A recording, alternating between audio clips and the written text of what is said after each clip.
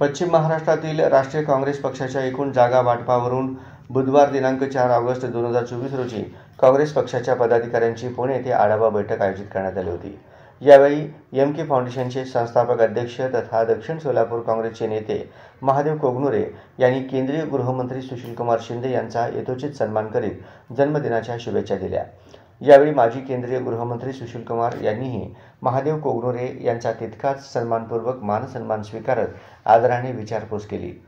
यावेळी प्रदेशाध्यक्ष नाना पटोले, विरोधी पक्षनेते विजय वडेट्टीवार, खासदार प्रणितीताई शिंदे आदी काँग्रेसचे वरिष्ठ नेते यावेळी उपस्थित होते। सध्या सोलापूर जिल्ह्यात देखील विधानसभा उमेदवारी निश्चितकरिता सध्या गाठीभेटीला जोर आला आहे। आता संपूर्ण जिल्ह्याचे लक्ष काँग्रेस पक्षाच्या उमेदवारी निश्चितीकडे लागून राहिले आहे।